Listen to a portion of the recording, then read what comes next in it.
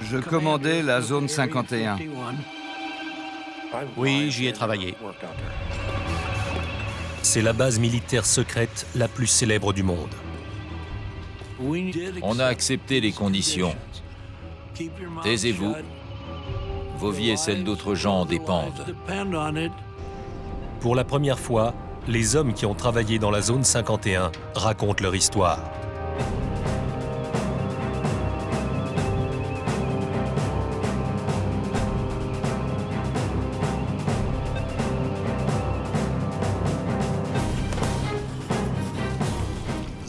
Il y a eu beaucoup de désinformation, mais elle a été alimentée par la curiosité naturelle des gens. Quand on ne sait pas ce qui se passe, on a envie de le découvrir.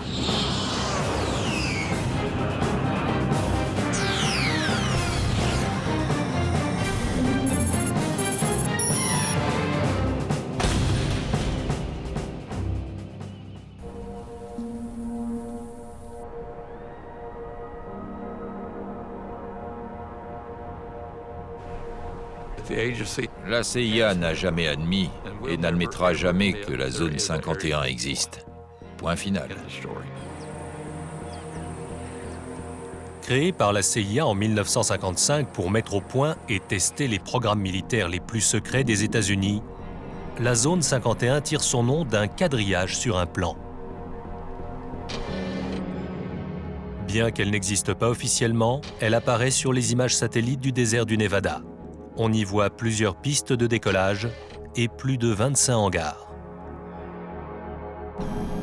L'accès à cette base ultra secrète a toujours été soigneusement contrôlé. Mais aujourd'hui, les premiers programmes élaborés dans la zone 51 sont déclassifiés et les souvenirs ont le droit d'être évoqués.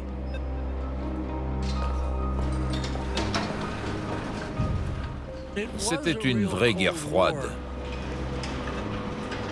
À l'époque, des bombes nucléaires étaient pointées vers toutes les grandes villes. Il y avait deux adversaires et on se demandait lequel cognerait le premier. Très souvent, la démocratie doit céder le pas à un contrôle militaire rigoureux afin de permettre au pays de survivre. On adhérait tous à cette idée.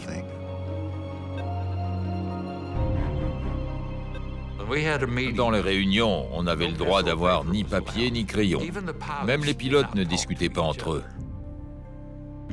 Rien n'était écrit. On avait tout en tête.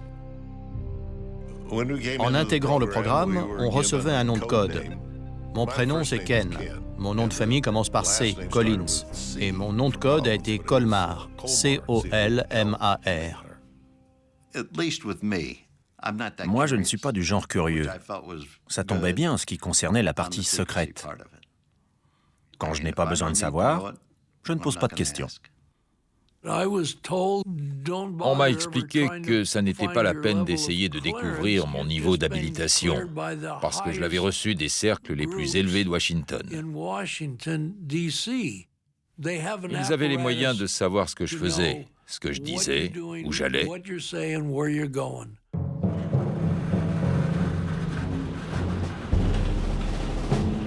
La base est construite autour d'un lac asséché, Groom Lake, un endroit qui offre des avantages évidents. On avait besoin d'un endroit pour atterrir en provenant de n'importe quelle direction, selon le sens du vent. Et comme le lac était rond, il convenait parfaitement. En plus, il était abrité par le relief accidenté des alentours, donc il n'était pas très visible. Lisse comme du verre. C'était incroyable. Je roulais dessus à toute vitesse avec la voiture de l'état-major sans qu'elle cahote. C'était magnifique. Groom Lake était rudimentaire. On vivait dans quelques caravanes.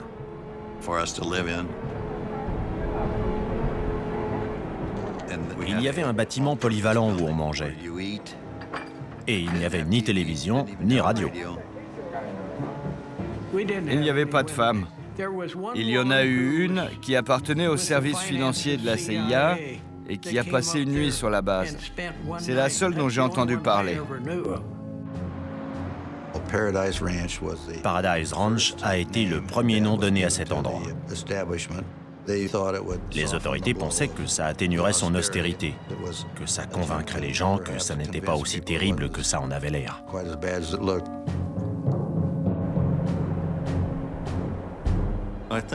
Son charme tenait au fait qu'on n'y allait que pour travailler.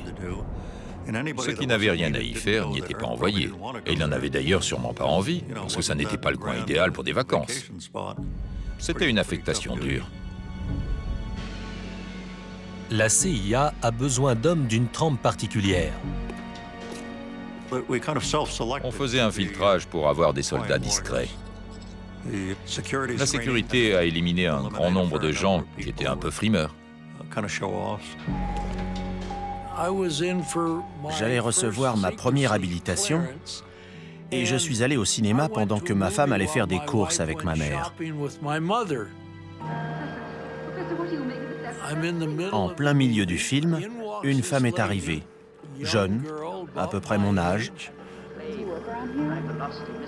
Elle m'a demandé si j'habitais à Las Vegas, depuis combien de temps j'y étais, ce que je faisais comme métier. Mais mes réponses ne lui ont pas plu. Et au bout d'une demi-heure, elle est partie. Souvent, je me suis demandé depuis combien de temps elle me suivait, même si elle me suivait. Ou si c'était juste une fille de Las Vegas à la recherche d'un micheton. Je ne le saurais jamais.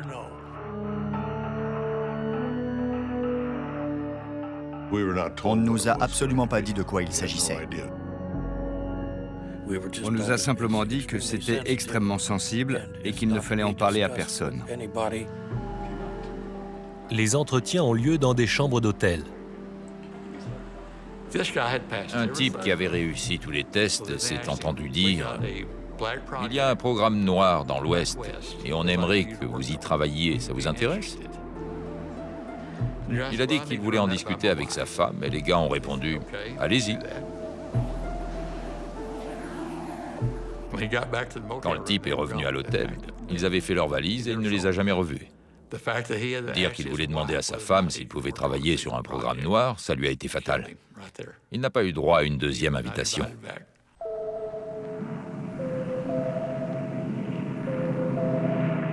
La zone 51 est créée pour un programme classé top secret, nom de code Aquaton. En 1955, des membres de la CIA, de l'US Air Force, l'armée de l'air américaine, et d'un département secret de l'avionneur Lockheed commencent à travailler à Paradise Ranch.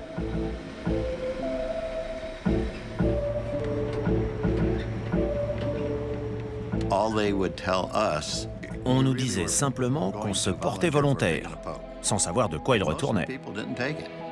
Beaucoup de gars n'étaient pas partants, mais moi, si. On savait qu'on allait devoir utiliser des combinaisons stratosphériques, donc qu'on volerait en haute altitude.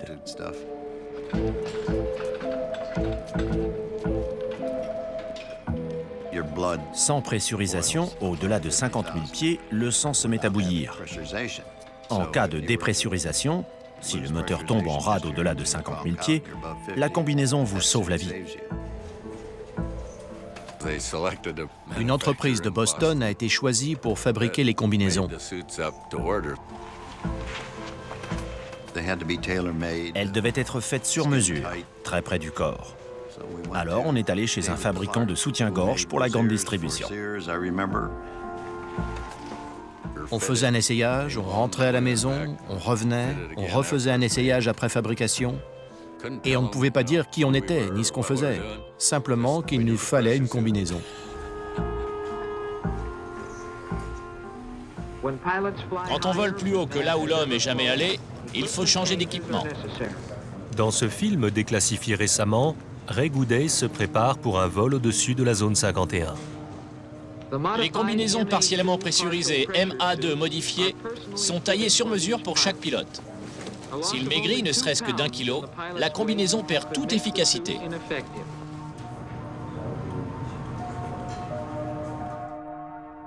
Jamais personne n'a eu une telle allure. Et des rumeurs commencent à circuler à propos de ce qui aurait lieu dans la zone 51. C'était tellement secret que j'ai ignoré où se trouvait la base jusqu'à ce que j'y aille.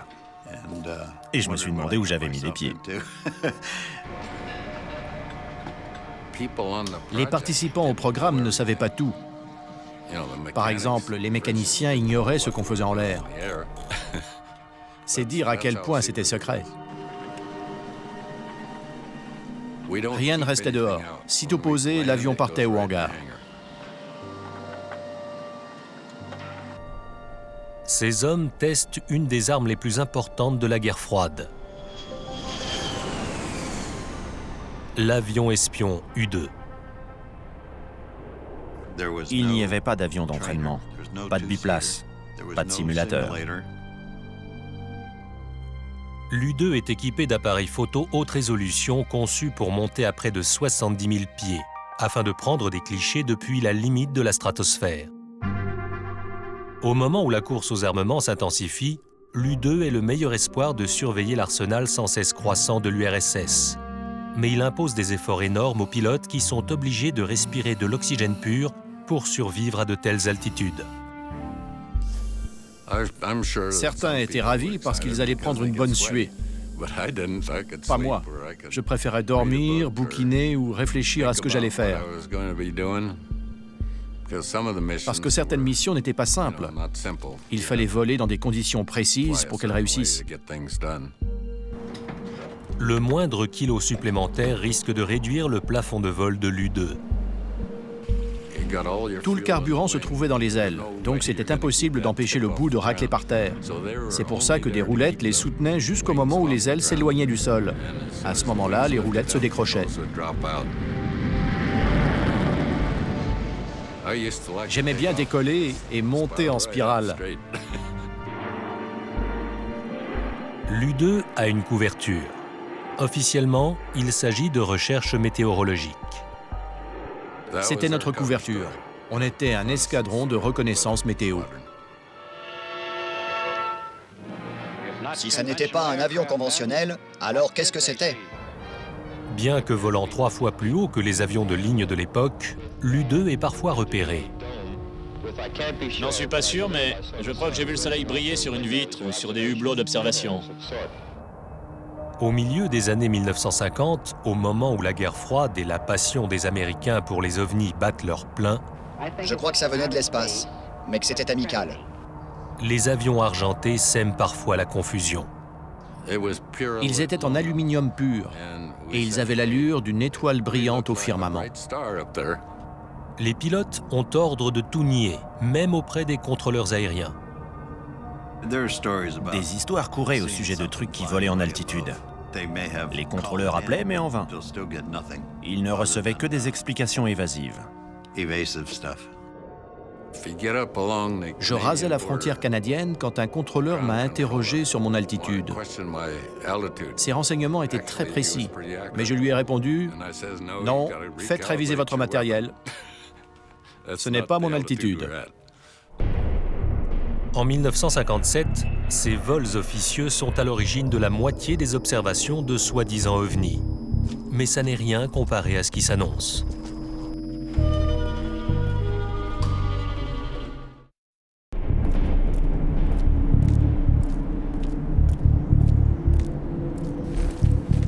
La zone 51 est tellement loin de tout que la plupart des gens qui y travaillent font l'aller-retour chaque semaine depuis Burbank ou Las Vegas. Normalement, ma famille dormait quand je me levais. Le lundi matin, je me levais tôt pour prendre l'avion qui décollait généralement vers 8 heures. On n'a même jamais su quel itinéraire on prenait pour y aller. C'était devenu une blague.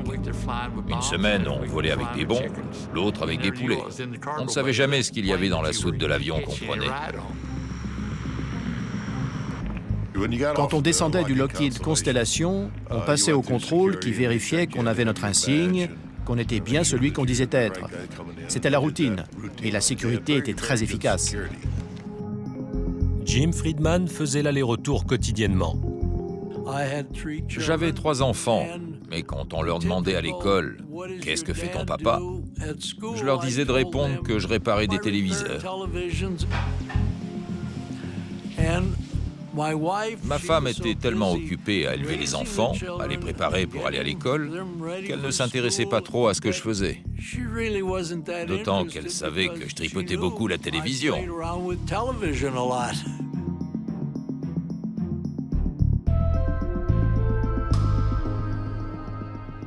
C'était bien, on a eu une belle vie. Même si parfois il ne rentrait pas à la maison pendant une semaine. Par contre, il téléphonait et je disais aux enfants que leur père faisait des heures supplémentaires. Ma fille surtout me demandait où était son papa et je répondais qu'il faisait des heures sup. Moi non plus, je ne savais pas ce qu'il faisait. C'était une routine quotidienne étrange. Quand je rentrais le soir et que ma femme me demandait comment s'était passée la journée, je répondais sans me mouiller. Pas mal, j'ai réparé quelques télés. Évidemment, je ne pouvais pas lui dire « Oh chérie, on vient de réduire la surface équivalent radar de l'avion le plus secret du monde à la taille d'un derrière de moucheron. » Bah voyons. Bon, qu'est-ce que tu as fait aujourd'hui? Rien. Impossible d'en parler. Faisons face sans paniquer à la réalité de notre époque, au fait que des bombes atomiques puissent tomber sur nos villes. Cette obsession du secret est alimentée par la paranoïa de la guerre froide et la peur omniprésente que l'Union soviétique détruise les États-Unis. Les deux camps se soupçonnaient mutuellement. Ils avaient peur d'être balayés par une première frappe nucléaire. On ne fait confiance à personne, pas même aux pilotes d'essai. En 1963, lors d'une mission d'entraînement, Ken Collins s'éjecte et laisse s'écraser son avion. Environ une semaine après, on m'a demandé si j'étais d'accord pour être hypnotisé, pour découvrir si j'avais oublié quelque chose. J'ai accepté, et s'est alors présenté ce que j'appellerais un psy de haut vol de Boston.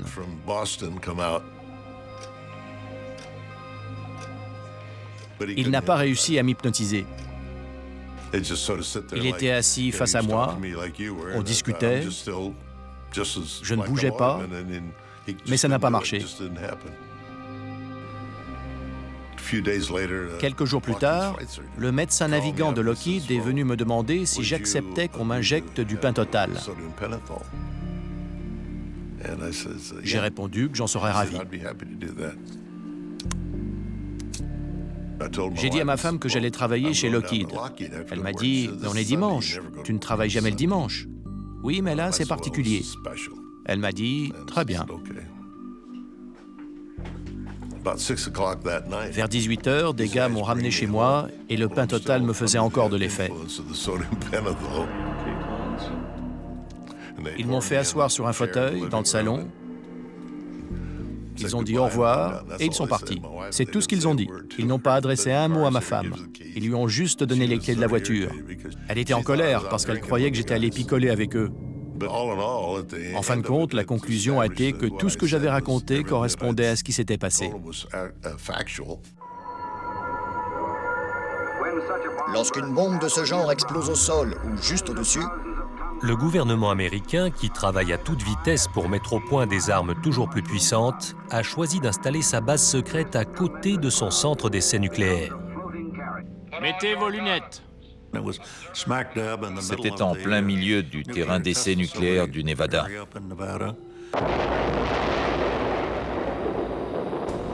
Personne n'avait envie d'y aller.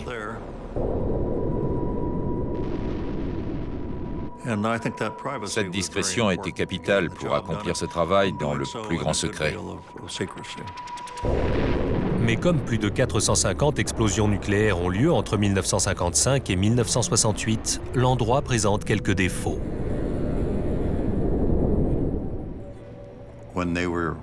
Quand il y avait des explosions nucléaires, on était tous informés au préalable pour évacuer.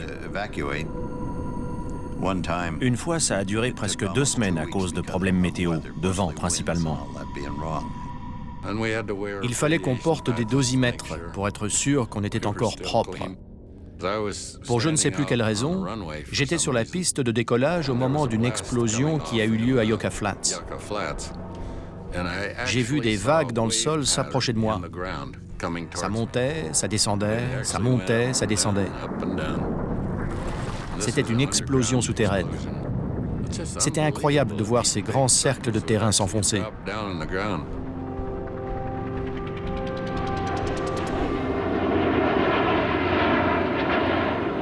En pleine guerre froide, les États-Unis craignent que le programme à l'origine de la création de la zone 51, celui de l'U-2, ne soit à portée des missiles soviétiques.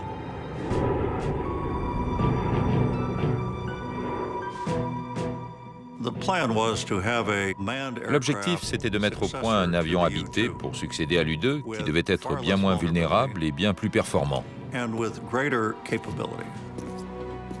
Très peu de gens à la CIA étaient au courant.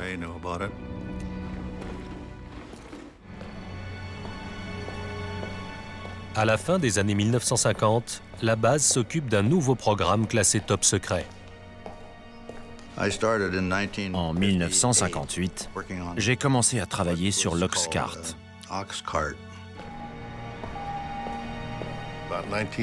En 1960, on m'a informé que j'avais été sélectionné pour une espèce de programme aérospatial. Il s'agissait d'un avion qu'on a proposé à la CIA, qui devait voler à très haute altitude, environ 100 000 pieds. L'objectif initial, c'était de lui permettre d'aller aussi vite et aussi haut que possible et de le rendre le moins visible possible au radar. On allait tellement vite que si on était en Californie, qu'on volait nord-sud et qu'on faisait un virage à pleine vitesse à une certaine altitude, on n'arrivait pas à rester au-dessus de cet état. L'avion volait si vite qu'il nous déportait.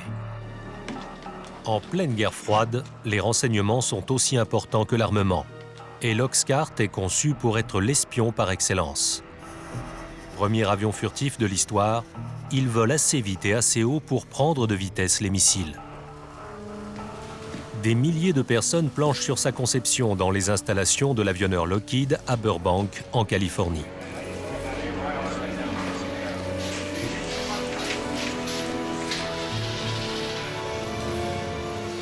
Malgré l'ampleur de la tâche, le programme reste secret.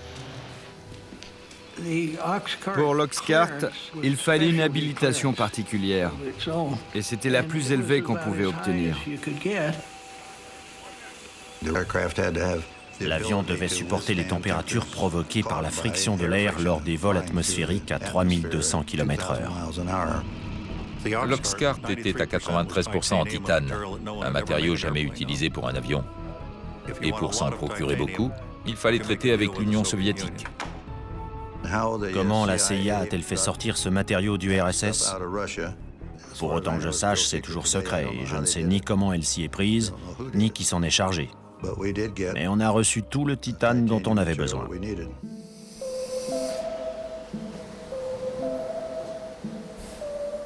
Une fois prêt, le prototype doit être acheminé de la chaîne d'assemblage californienne à la zone 51.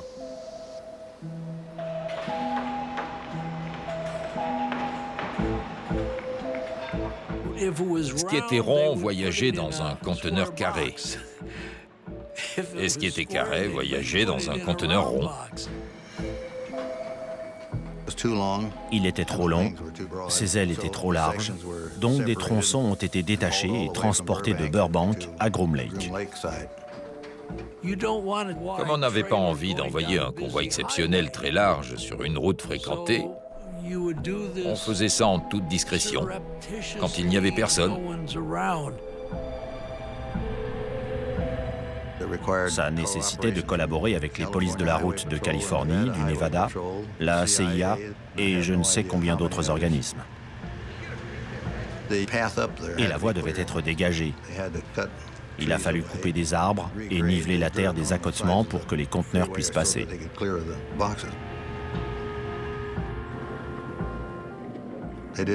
Tous ces gens n'avaient pas besoin de savoir ce qu'il y avait dedans, simplement qu'il fallait les protéger et que tout reste secret. Le convoyage jusqu'aux installations de Groom Lake a été une entreprise énorme.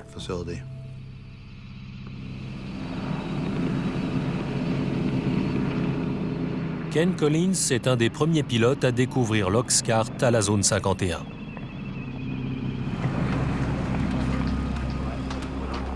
Je suis allé jusqu'à la base et l'officier opération m'a demandé si je voulais voir ce que j'allais piloter. J'ai dit bien sûr.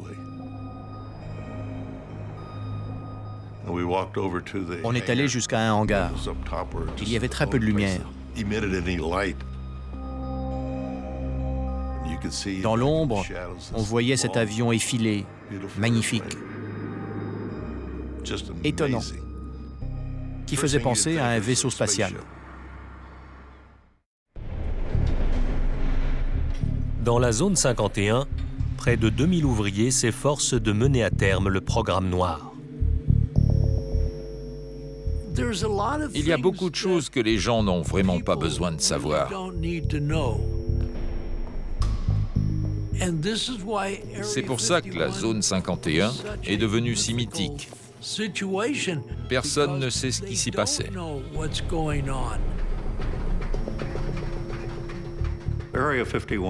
La zone 51 n'avait qu'un but, mettre au point l'Oxcart pour qu'il intervienne à l'étranger.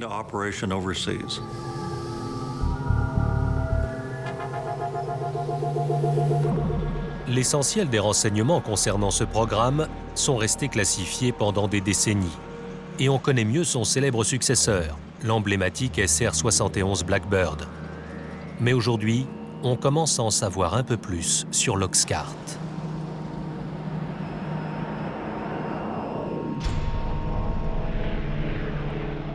Il a été le premier avion furtif de l'histoire, conçu pour être quasiment invisible aux yeux des radars ennemis. Les essais auxquels j'ai participé consistaient à survoler nos stations radars. On voulait voir si l'avion allait être ou non repéré. Je suis allé au centre d'observation radar pour voir ce qui arriverait quand l'Oxcart passerait. J'étais planté là. Personne n'a remarqué grand-chose. Et tout à coup, on a eu l'impression qu'une échelle venait de tomber sur le toit. En fait, c'était l'onde de choc due au passage de l'avion. Et personne ne l'avait vu sur les écrans radars. Apparemment, il répondait aux attentes. L'avion peut traverser les États-Unis d'une côte à l'autre en 70 minutes. Mais sa principale raison d'être, c'est l'observation. Ces clichés, pris au-dessus de la Corée du Nord, ont récemment été diffusés pour la première fois par la CIA. Ils soulignent la capacité exceptionnelle de l'Oxcart à photographier des zones au sol depuis une altitude de 27 000 mètres, en volant à 3500 km/h.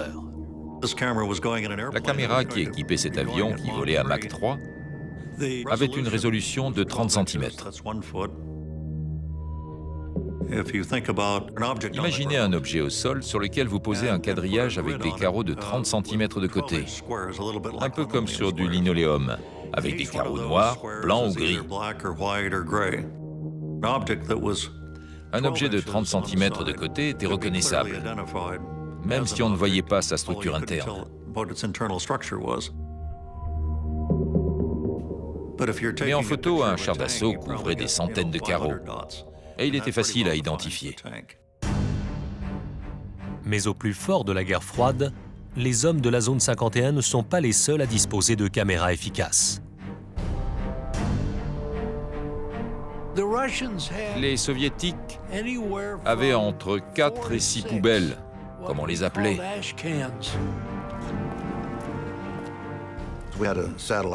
On avait un système de surveillance qui nous alertait des heures de passage de ces satellites.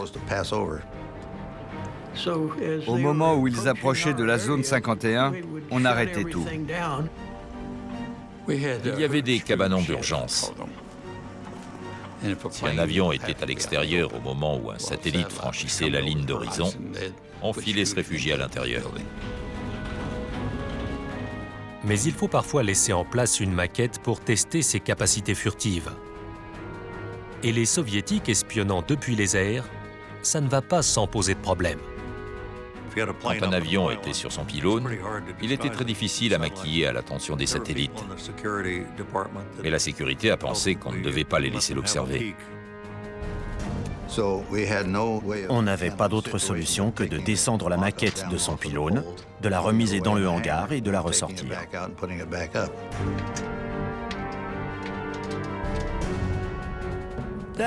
Ça rendait la tâche très difficile. On commençait à travailler sur l'avion, puis il fallait le rentrer rapidement dans le hangar. Après, il fallait le ressortir, le rentrer, le ressortir. C'était toute une histoire. Malgré ces efforts, des agents de renseignement découvrent que les Soviétiques ont un dessin de la silhouette de l'avion et qu'ils peuvent le détecter. Lors de la plupart des essais effectués en journée, les radiations en provenance du Soleil chauffaient tout, sauf les parties à l'ombre. Et quand on laissait la maquette en position pendant une demi-heure, elle projetait une ombre qui pouvait être repérée avec un appareil infrarouge. Bientôt, les hommes de la zone 51 fabriquent donc des leurres à l'attention des Soviétiques. Quand des satellites équipés d'instruments infrarouges arrivaient, on dessinait la forme d'un avion bizarre devant un des hangars. La plupart des silhouettes étaient en carton. Au moment où le satellite arrivait, on mettait des radiateurs à l'arrière pour qu'il y ait une signature infrarouge et faire croire que l'avion venait de se poser. On voulait que l'ennemi croie qu'on avait quelque chose que lui n'avait pas. Et on voulait l'obliger à consacrer beaucoup de temps et d'argent à essayer de découvrir ce que c'était. Des objets fantomatiques apparaissent sur les écrans. D'autres leurres protégeant l'Oxcart alimentent des rumeurs qui vont bon train. Des chasseurs ont passé des heures à suivre ces objets repérés au radar. On a effectué 2850 missions au départ de Groom Lake, dont personne n'a jamais rien su. L'avion n'existait pas. Mais naturellement, en fonction des rayons du soleil, il pouvait être repéré, et les gens disaient alors avoir vu un ovni. Le chef du renseignement de l'US Air Force a confirmé que ces objets ne sont pas des armes secrètes américaines et répète que l'Air Force doit enquêter. À l'époque, l'Air Force travaillait sur le programme Blue Book, consacré aux observations d'ovnis. Quand elle a ouvert son enquête, elle s'est heurtée à un mur du secret. Elle a appris qu'il s'agissait d'une mission secrète, qu'il fallait inventer une histoire bidon et tout oublier. Nous avons reçu et analysé entre 1000 et 2000 comptes rendus.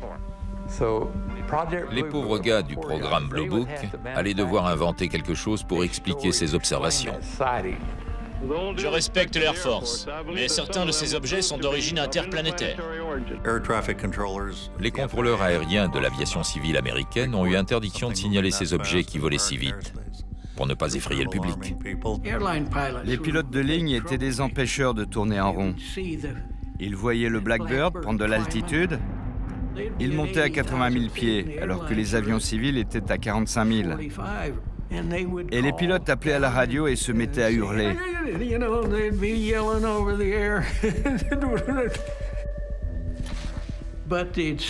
Mais ils le repéraient. Et les passagers le repéraient aussi. Donc le FBI allait les trouver là où ils avaient atterri. Et on leur faisait signer une déclaration les obligeant à ne pas révéler ce qu'ils avaient vu. Mais quand les événements tournent au drame à la zone 51, la machine à désinformer passe la vitesse supérieure.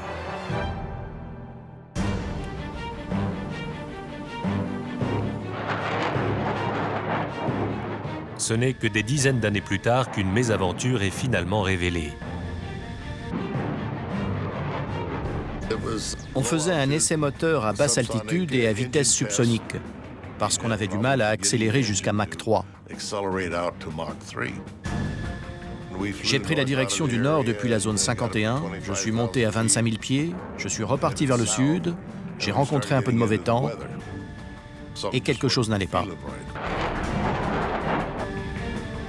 Je perdais de la vitesse, mais l'avion ne le signalait pas. Très vite, le nez s'est levé, l'avion est monté, il s'est retourné et il a commencé à partir en vrille. c'était fichu. Je me suis éjecté et je suis parti vers le bas, puisque je volais à l'envers. Ken a pris la bonne décision. Mais sur le moment, ça me faisait vraiment mal de m'éjecter d'un aussi bon avion.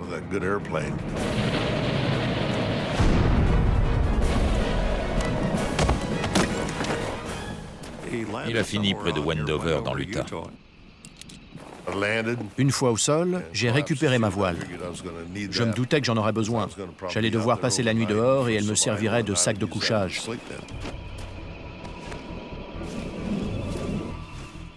Ma checklist s'était déchirée et j'ai ramassé les pages que je trouvais. Elles étaient toutes classifiées et estampillées du tampon « secret ». Je crois que je les ai fourrées dans mes poches. Une camionnette brinque-ballait au milieu du désert. Dedans, il y avait 3 types. J'étais étonné de les voir. Ils m'ont dit de monter, qu'ils allaient me ramener à mon avion. Mais j'ai répondu non, parce que c'était un F-105, c'était notre histoire, avec une arme nucléaire à bord. Ils m'ont dit, « Vous feriez mieux de monter alors, on va pas traîner ici. » J'ai grimpé à l'avant et on s'est entassé à 4.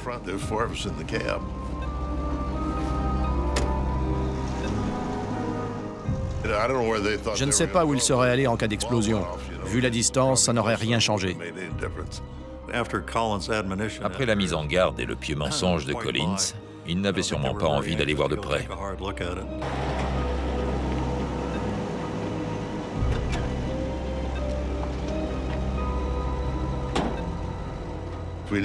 On avait un numéro de téléphone d'urgence. J'ai appelé, je me suis identifié. C'était tout ce que mon interlocuteur avait besoin de savoir. Et j'ai dit où j'étais.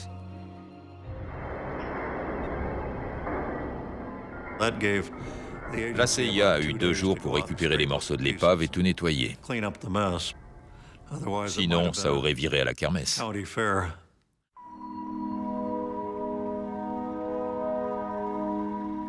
C'est la première fois que des photos montrant les efforts entrepris pour assainir l'endroit sont dévoilées.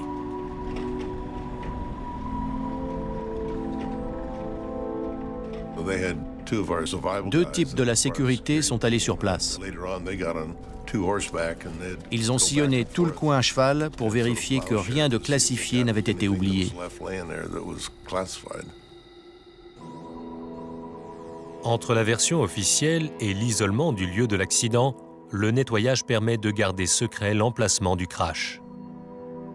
Ça a été décrit comme un accident de F-105. Des avions s'écrasent tout le temps à proximité des bases aériennes. Et l'histoire a été oubliée. Une 50aine d'années plus tard, l'historien Peter Merlin a découvert le lieu de l'accident que le gouvernement a essayé de faire oublier. On arrive au champ de débris. Dans le cadre du nettoyage des lieux, les gros morceaux ont été découpés au chalumeau et rapatriés à la zone 51 par avion cargo. L'historien a fouillé le désert en s'appuyant sur des documents déclassifiés. Voici une note de service secrète de la CIA. Toutes les traces de 123 ont été transportées depuis le lieu de l'accident. Mais il reste toujours quelque chose sur le lieu d'un accident. Cette pièce faisait partie de l'aile. A, c'est pour A12, W pour L et 667, c'est le numéro de dessin. Celle-ci vient du poste de pilotage et elle porte le cachet d'inspection. Voilà le cratère laissé par l'impact. Il y a du titane partout. En voilà un gros morceau. Il est épais. Ici, l'arrière du fuselage a percuté le sol. Et de chaque côté, on voit les trous creusés par les moteurs. Il y en a un ici. Je suis au milieu. On observerait la même chose aujourd'hui si un des avions secrets de la zone 51 s'écrasait. Les mêmes mesures de sécurité seraient certainement prises et on nous servirait une histoire bidon.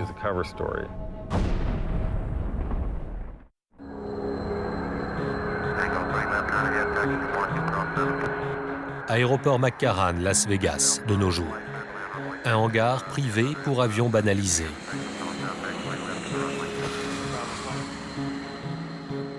Chaque jour de la semaine, des passagers empruntent la voie des airs pour aller à Groom Lake, comme au temps de l'U-2 et de l'Oxcart.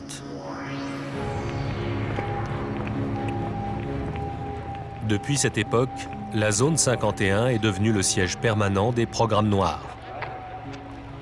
Si on reprend toutes les archives, on constate qu'il n'y a jamais eu de vol à Groom Lake.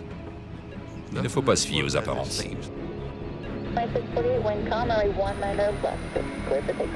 Et le mystère continue. Les fonds secrets alloués chaque année aux forces armées dépassent les 41 milliards d'euros. De toute l'histoire des États-Unis, ils n'ont jamais été aussi élevés. Même ceux qui jadis ont tant sacrifié pour la zone 51 ignorent tout de ce qui s'y trame aujourd'hui. J'aimerais bien savoir ce qu'on y fait, mais je l'ignore. J'ai même entendu dire que la zone 51 était un leurre pour cacher des endroits encore plus secrets. Je ne sais pas, je ne peux pas le confirmer. Je n'en ai aucune idée, mais j'aimerais bien savoir. Et le goût du secret continue d'alimenter les rumeurs. Souvent, on ignore si une situation est vraie ou fausse. Il y a eu beaucoup de désinformation, mais elle a été alimentée par la curiosité naturelle des gens. Quand on ne sait pas ce qui se passe, on a envie de le découvrir. Et les spéculations les plus folles contiennent souvent une once de vérité. On raconte qu'il y a des salles souterraines et des tunnels qui vont jusqu'à Las Vegas. En fait, il n'y a rien de tout ça. Au centre d'essais nucléaires, on s'est effectivement réfugié sous terre, parce qu'en surface, c'était radioactif. Mais pas dans la base. L'autre mythe remonte à ces dernières années. On aurait maîtrisé cette vitesse et cette technologie en faisant de l'ingénierie inverse, avec un vaisseau spatial extraterrestre. C'est une histoire vraie. On a bien fait de l'ingénierie inverse là-bas. Avec un MiG-21 soviétique. On l'a récupéré en 1968. On l'a démonté pour voir comment il avait été fabriqué. On l'a remonté et on l'a fait voler.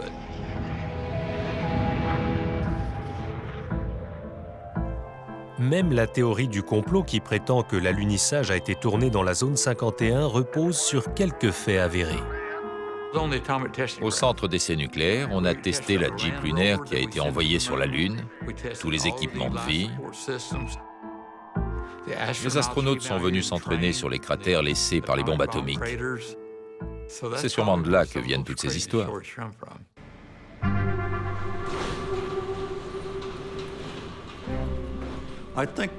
Les gens qui se sont investis dans les programmes Oxcart ou U-2 ont accepté le fait qu'ils ne seraient peut-être jamais rendus publics. Pour eux, c'était une espèce de secret de famille, et ils étaient prêts à l'emporter dans leur tombe. Ça a été un grand honneur pour moi d'accomplir ce travail, parce que ça veut dire qu'on m'a vraiment fait confiance, alors que je n'étais qu'un gamin de la campagne. On a fait confiance à des gens comme moi qui ont travaillé là-bas.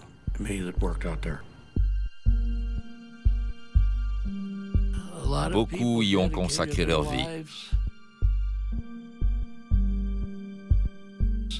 Certaines familles ont éclaté parce que les épouses ne savaient jamais quand leur mari allait rentrer. Ce n'était pas un boulot comme un autre.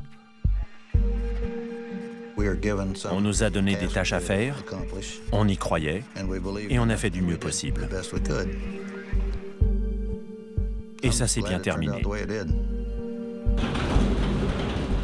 Mais lorsqu'on aborde ce qui s'est passé dans la zone 51, la seule chose dont on soit sûr, c'est qu'on ne saura jamais tout. Je ne vous ai dit que 5% de ce qui s'est passé. Je n'ai raconté qu'une partie de l'histoire. Je dois être honnête.